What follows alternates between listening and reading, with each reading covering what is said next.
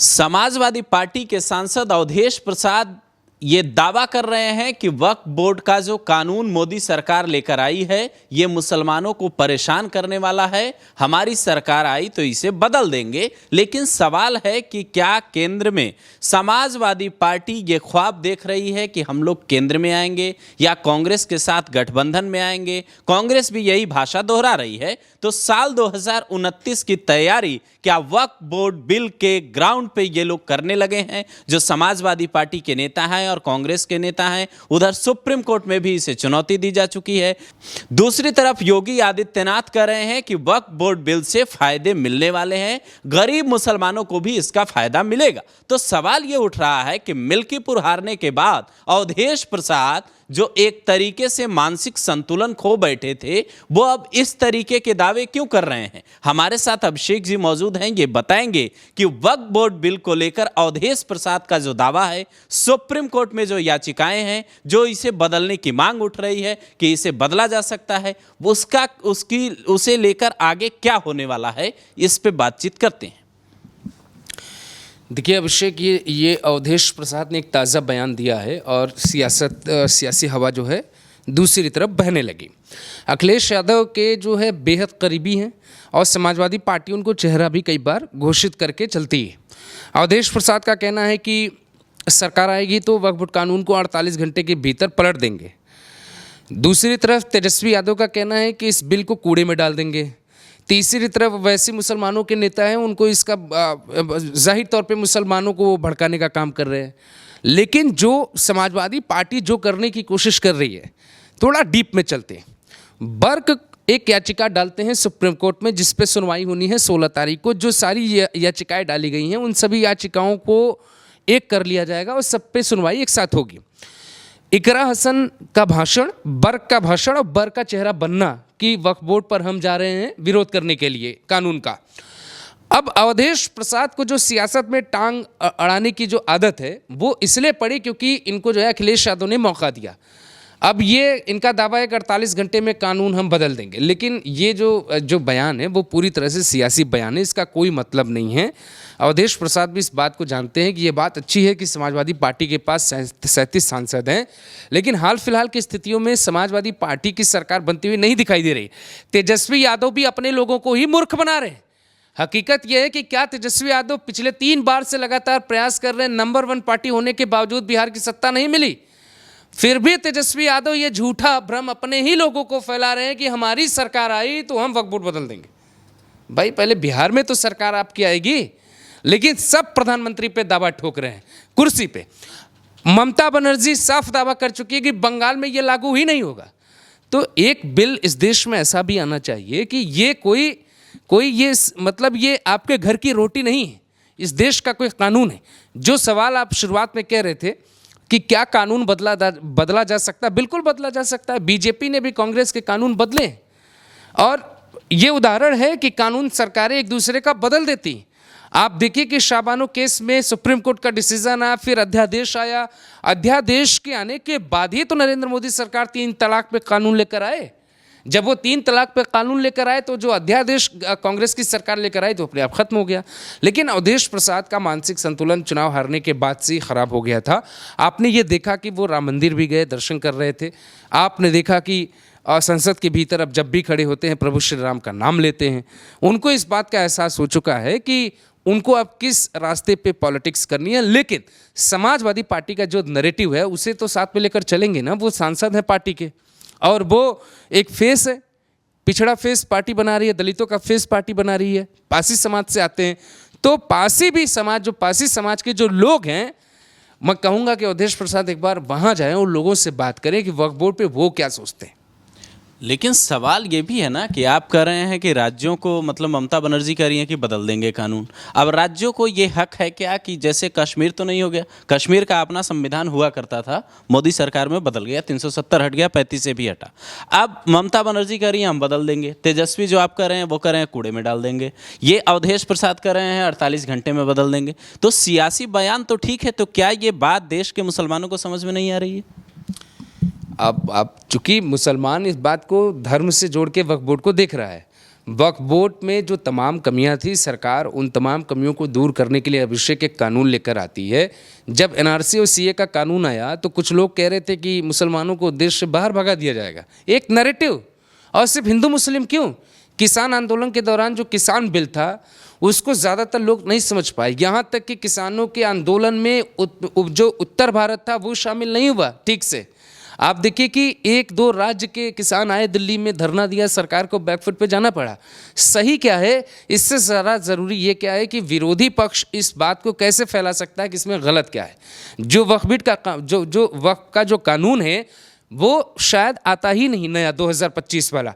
2013 में जब सोनिया गांधी और मनमोहन सिंह की सरकार थी, यूपीए की सरकार थी, जाते जाते कानून ये लोग लेकर आया और उस कानून के आने के बाद बहुत धांधली हुई, अवैध ज़मीनें कब्जा की गई, भूमाफिया खूब तेज़ी से बढ़े वक्फ बोर्ड में, जिसके कारण बीजेपी जो पिछड़ा और वंचित मुसलमान है उसके वोट बैंक को हथियाने के लिए इस बिल को मुसलमानों का फ़ायदा बता रही है।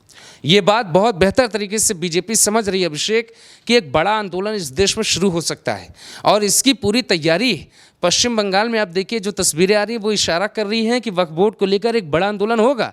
और राहुल गांधी की चुप्पी पार्लियामेंट के भीतर ये साफ इशारा करती है कि इस देश में जरूर कुछ बवाल होगा, क्योंकि वक्फ बोर्ड के मुद्दे पे राहुल गांधी सदन में चुप रहते हैं और जब CWC की बैठक गुजरात में होती है उसमें कहते हैं कि ये संविधान के खिलाफ है।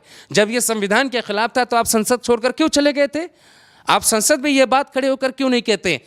मसला यही है कि कांग्रेस जो है अपने लोगों के जरिए इस पूरे बिल का विरोध करने की कोशिश करेगी और आप बहुत जल्द ये देखेंगे कि देश की इकोनॉमी किस तरीके से टूट रही है, शेयर मार्केट में भूचाल है, सोने के दाम में उछाल है, मंदी आने के पूरे आसार हैं। ऐसे वक्त में अगर किसी देश में गृह युद्ध के हालात हो जाएं जिससे पैदा करने की कोशिश की जा रही है तो कितनी भी ताकतवर सरकार होगी उसकी कुर्सी लेने में बहुत आसानी हो जाएगी, जिसकी कोशिश इस देश का विपक्ष कर रहा है।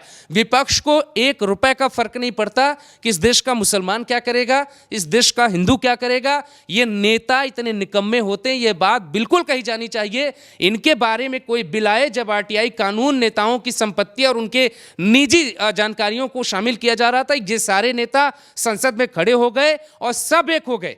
जब दिल्ली विधानसभा में इनकी सैलरी बढ़ाने का प्रस्ताव आता है तो रेखा गुप्ता से लेके आतिशी तक एक हो जाती।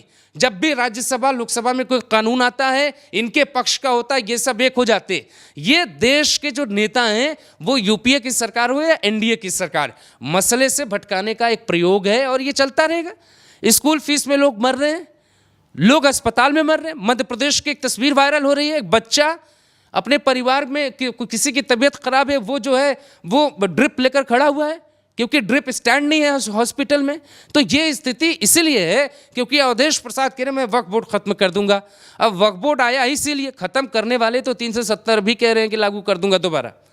ऐसा तो नहीं कह रहे ना, ये लोग कहते रहेंगे। लेकिन ये अवधेश प्रसाद और तेजस्वी यादव अभी पॉलिटिकली इतने पावरफुल नहीं हुए हैं कि वो मोदी को चैलेंज कर पाए। देश में एक ही नेता ऐसा है जो मोदी को खुले तौर पे चैलेंज करने की कोशिश कर रही, वो है ममता बनर्जी। लेकिन ममता बनर्जी की भी अपनी सियासी मजबूरियां हैं, उनके पास भी अभिषेक बनर्जी हैं। तो इतना आसान नहीं है, ये मुसलमानों को बरगलाने का काम हो रहा है। और अवधेश प्रसाद क्या अपने बेटे को चुनाव नहीं जिता पाए, ये मुसलमानों की बात क्या ही करेंगे, क्या ही कर सकते। और मुसलमान को भी ये तय करना चाहिए, जो मोहित का समर्थन करे वो असली मुसलमान का समर्थन कैसे कर सकता है। लेकिन ये भी समझने वाली बात है यहाँ कि जो वक्फ बोर्ड का कानून है इसमें सुप्रीम कोर्ट में अगर ये जा रहे हैं, जो भी विपक्ष के नेता गए हैं सुप्रीम कोर्ट अगर जा रहे हैं तो इनको ये पता है कि वहाँ लीगल ग्राउंड पे ही आप चुनौती दे पाएंगे।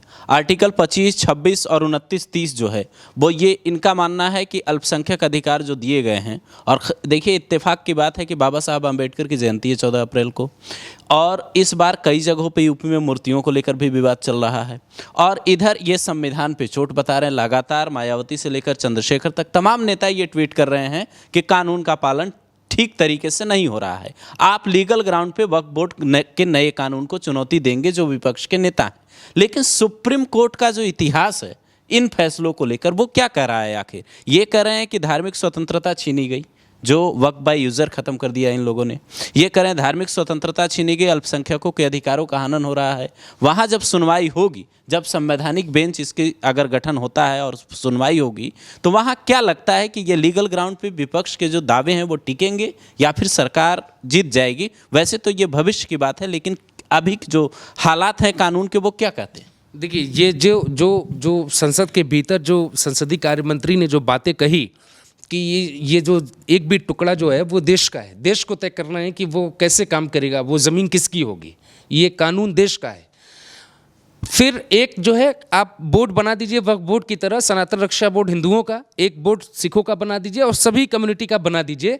सब लोग ये कहें कि मेरी धार्मिक आज़ादी है, आज से पूरा एनसीआर हमारा, अब आप इसको नहीं छेड़ सकते।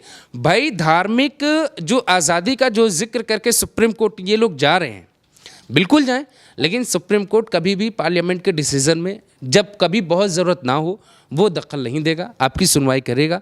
सुनवाई के लिए ही सुप्रीम कोर्ट है, आपकी बात को सुनेगा। लेकिन सुप्रीम कोर्ट कोई डिजास्टर डिसीजन दे देगा, ये बात हमारे देश के जो नेता हैं उनको भी पता है। लेकिन सियासत चलाने के लिए आवश्यक मजबूरी होती है। आप ही अगर बर्क होते तो एक दो झुंझुना तो ले जाकर देते ना मुसलमानों को। बर्क का खुद का ठिकाना नहीं होने वाला जेल के बाहर बहुत ज़्यादा दिन के लिए, वो मुसलमानों को वक्फ बोर्ड की लड़ाई का सपना दिखा रहे।